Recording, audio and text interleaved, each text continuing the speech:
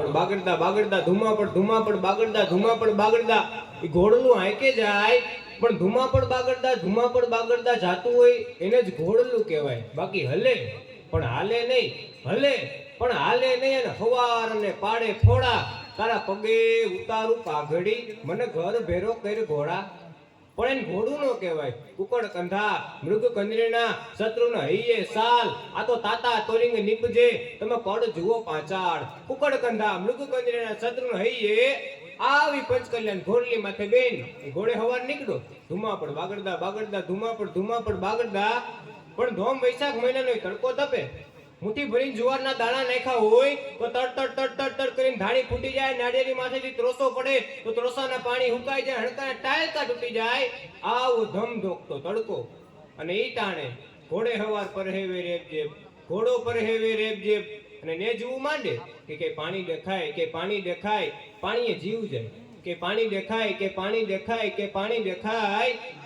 એક છેટા ખેતરની માલકો કો હાંકતા એક આદમીને જોયો.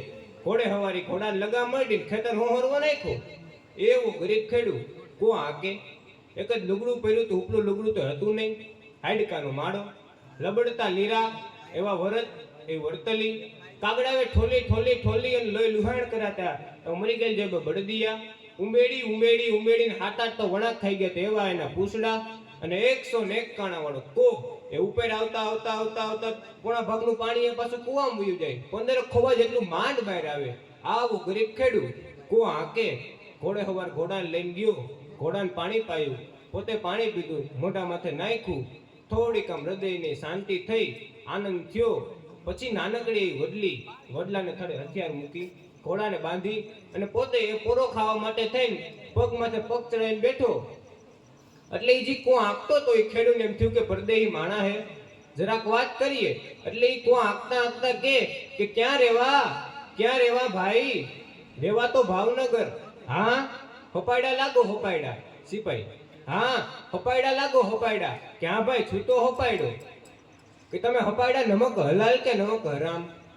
એટલે એમ કેમ કે તમે રાજના હપાયડા એ નમક હરામ નો અને નમક હલાલ હો તો તમે તમારા રાજાને કયો નહીં કે હું કહેવાનું હોય કે અમારા ગામના રામદાસ મહારાજ એમ કહેતા કે જીન હી રાજ પ્રી પ્રજા દુખારી સોનુપ અવસ નરક અધિકારી. જે રાજાની પ્રજા દુખી હોય એ નરકનો અધિકારી થાય. અમારા જેવા ગામના માણસને ખબર હપાડો તમને ન ખબર હોય? તમે તમારા રાજાને કયો નહીં કે હું કહેવાનું હોય? આખો જે કાળિયાને હડકાને માયા રાખીને પ્રજાના ઘરમાં ખાવા ધાન ન હોય તમારા રાજા હે કે કહાય? ઘોડે હવાર માંડ્યો દાંત કાઢવા. એટલે એમાં ઓલા ખેડૂને સહ જેડ્યો એટલે બે બીજું દીધું. ઘોડે હવાર માંડ્યો ખડખડ દાંત કાઢવા. પછી તો કાનમાંથી કીડા ખરી જાય એવી માંડ્યો દેવા. એની હાવ આતેડી કકડ દીધી. દુબળો માણા ગરીબાઈ અને ગાયડું દઈ ધરાણું. એ ઘોડે હવારે કીધું કે ભલા માણા નકરી ગાયડું દે કે ખાવાનું દે.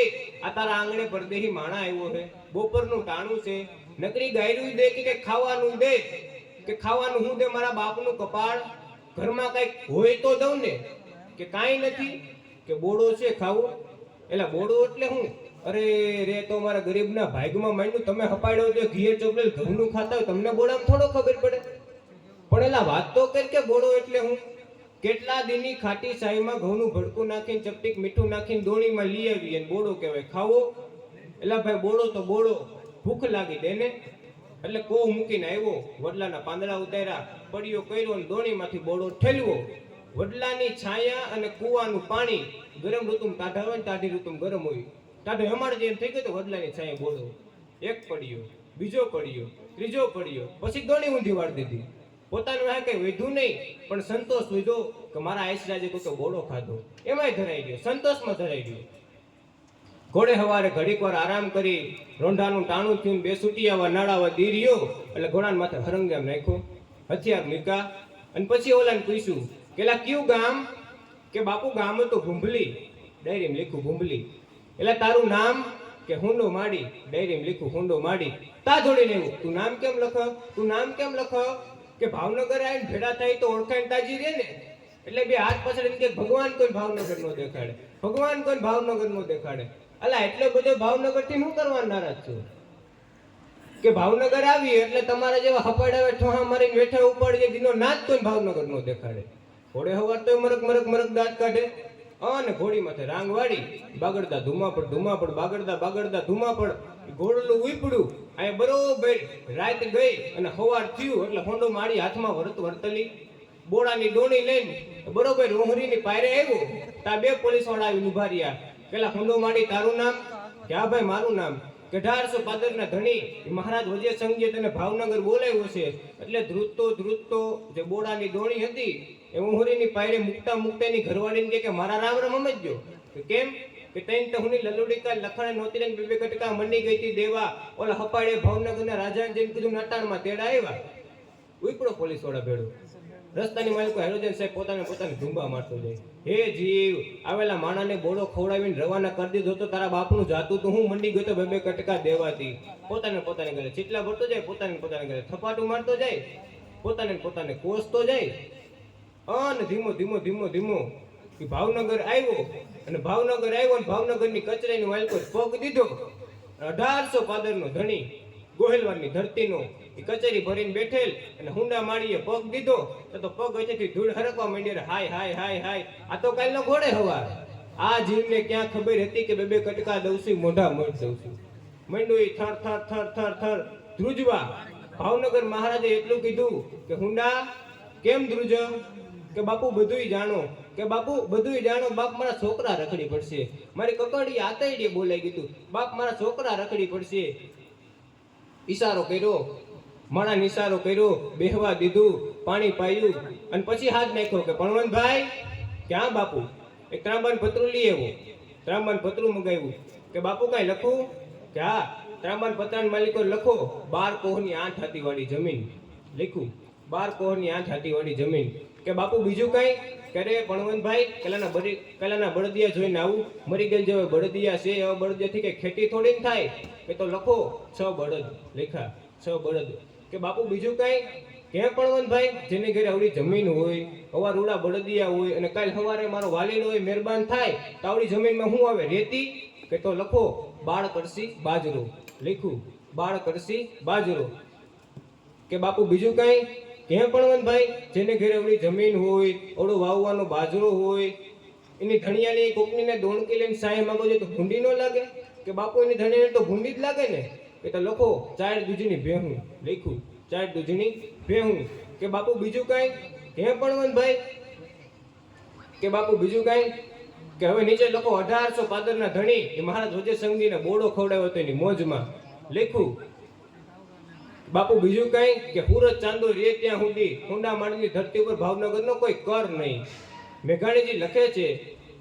આજ પણ હુંડા માળીનો પરિવાર એ ભૂંભલી ગામની માલિકો રહે છે અને એમના છોકરાના પેટારાની માલિકો હુંડા ભાવનગરના રાજાએ લખી દીધો લેખ આજ પણ મોજૂદ છે એવું મેઘાણીજી લખે છે આ તો સમજદારી અને સજ્જનતા હાટે ને વેચાતા હોત તો ધોળત લેવા ધનપતિ કે નાનું ખર્ચીને નટવર આ તો સમજદારી અને સજ્જનતા આ તો કમાવી પડે રાજા ભોજ અને કવિરાજ બરોબર ઉજ્જૈન નગરીની બહાર નીકળ્યા શિપ્રા નદીમાંથી એ 4 બાયુએ પાણીના બેડા ભરીને આવે એટલે રાજાએ કીધું કે કવિરાજ આ બાયુ ઉપર કવિતા બને કે આ મહારાજ બને કે બનાવો એમ ન બને કવિતાને ઉભા કે આધાર જોઈ કે શું આધાર જોઈ બોલો કે બાયુના ગામ નામ ઠામ એ જ્ઞાતિ કંઈક મને પૂછ્યા દો